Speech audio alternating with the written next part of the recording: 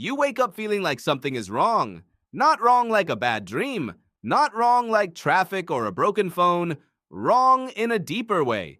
A bone-level way, like you showed up somewhere you were supposed to be and it had been demolished and replaced with something you don't recognize. You probably call this anxiety, or burnout, or just Monday. But what if the real answer is far stranger? What if your body, your brain, your nervous system, all of it was built for a world that no longer exists?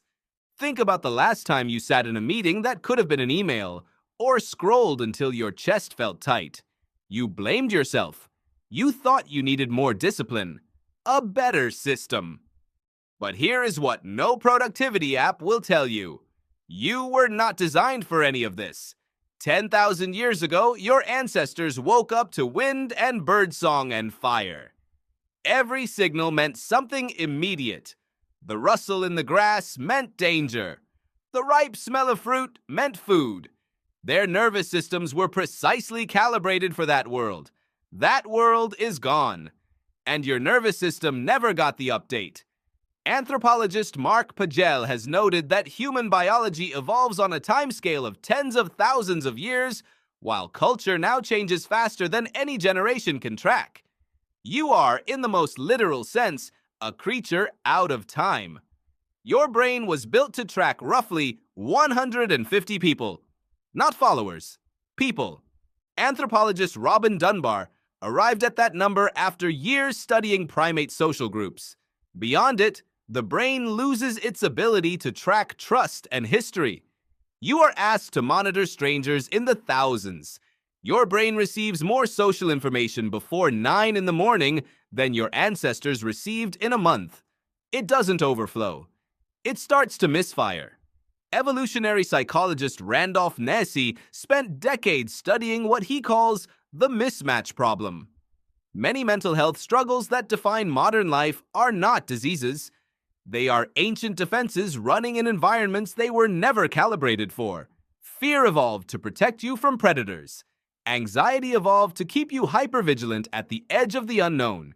These are not bugs. They were features. Features running in the wrong operating system.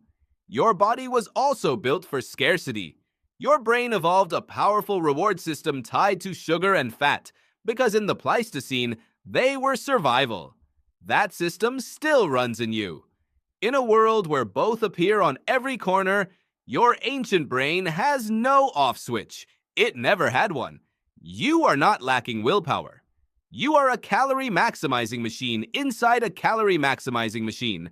Researchers studying the Hadza of Tanzania found that adults walk 5 to 8 miles every day, not to hit a step count, but because movement was the medium of their lives.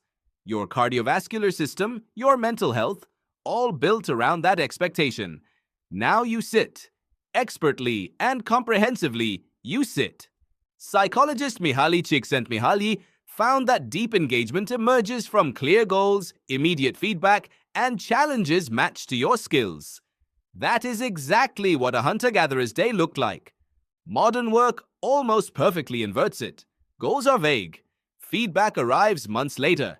The mismatch creates a dissatisfaction that no raise resolves. You are not unmotivated. You are using the wrong substrate. Mismatch theory asks a simple question. Take any modern suffering and ask whether it would exist in the ancestral environment. Chronic loneliness? In a band of 150, you were never alone. Purposelessness? Where survival required your daily contribution, the question could not arise. These are not philosophical problems, they are biological deprivations. And yet, you are not simply a broken Pleistocene human in the wrong century. You benefit from medicine, science, and a complexity of cooperation no small band could have imagined. The question is not how you go back. You cannot. The real question is, knowing what your ancient biology needs, how do you build a life that gives it enough to function? Your brain needs a real social group, small and real.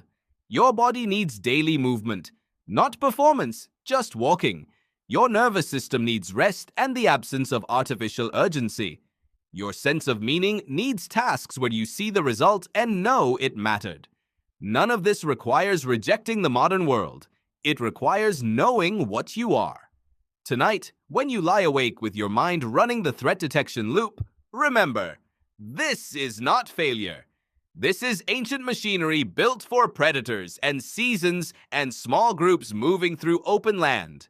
You were built for that world. You woke up in this one. The gap is not a personal flaw. It is a 10,000-year-old distance between the body you were given and the life you were born into. And now that you know it, you can stop trying to fix yourself and start building a life that fits who you are.